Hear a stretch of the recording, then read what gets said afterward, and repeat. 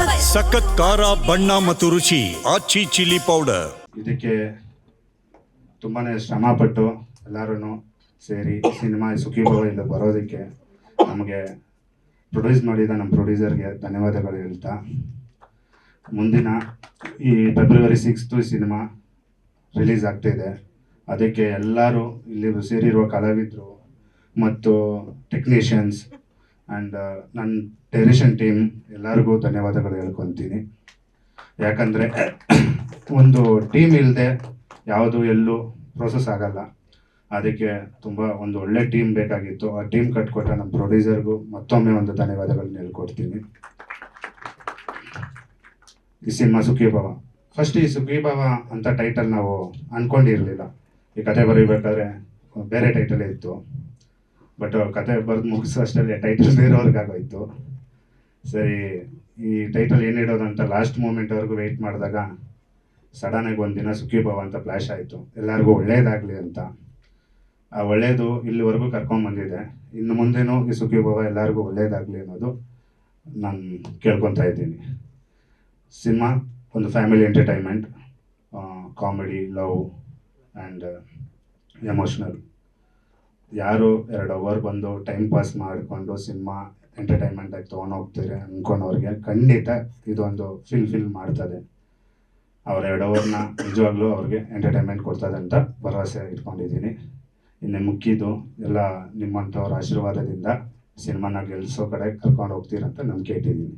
ಈ ಅವಕಾಶ ಕೊಟ್ಟ ಎಲ್ಲರಿಗೂ, ಟೋಟಲ್ಲು ಕರ್ನಾಟಕ ನಮಗೆ ಈ ಟ್ರಾವೆಲ್ ಸಾಂಗೆಲ್ಲ ಬಂದ್ಬಿಟ್ಟು ಉಡುಪಿ, ಈ ಕಡೆ ಕಲ್ಶ, ಸೊ ಆ ಕಡೆ ಎಲ್ಲೆಲ್ಲಿ ಟ್ರಾವೆಲ್ ಆಗ್ತಾ ಇರ್ತೀರೋ ಹಂಗೆ ಶೂಟ್ ಮಾಡ್ಕೊಂಡು ಬಂದಿದ್ದು ಸುಮಾರು ಪ್ಲೇಸಸ್.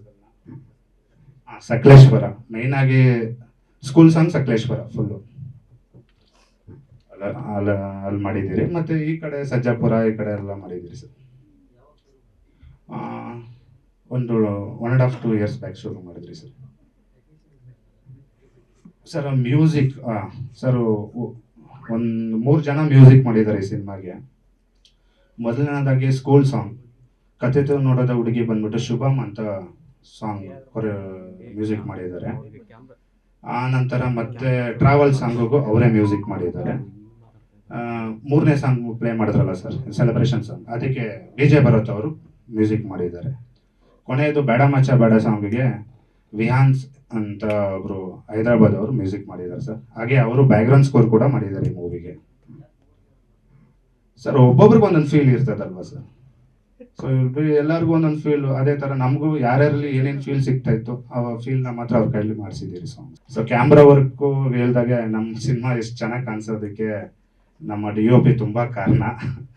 ಅವರು ಇಲ್ಲಿ ಸ್ವಲ್ಪ ಕಾರಣಾಂತರಗಳಿಂದ ಬರೋಕ್ಕಾಗಲಿಲ್ಲ, ಅವರಿಂದನೇ ಇದಾಗಿದ್ದು. ಅವ್ರಿಗೂ ಒಂದು ತುಂಬ ಥ್ಯಾಂಕ್ಸ್ ಹೇಳೋಕ್ಕೆ ಇಷ್ಟಪಡ್ತೀನಿ. ಯಾಕಂದರೆ ಅವ್ರು ತುಂಬ ಸೀನಿಯರು.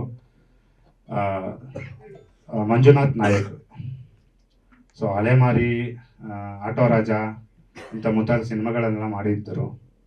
ಸೊ ಅವರು ನಮಗೆ ತುಂಬ ಸಪೋರ್ಟ್ ಮಾಡಿ ಸಿನಿಮಾನ ನಮಗೆ ಈ ಮಟ್ಟಕ್ಕೆ ತಂದು ಕೊಟ್ಟಿದ್ದಾರೆ.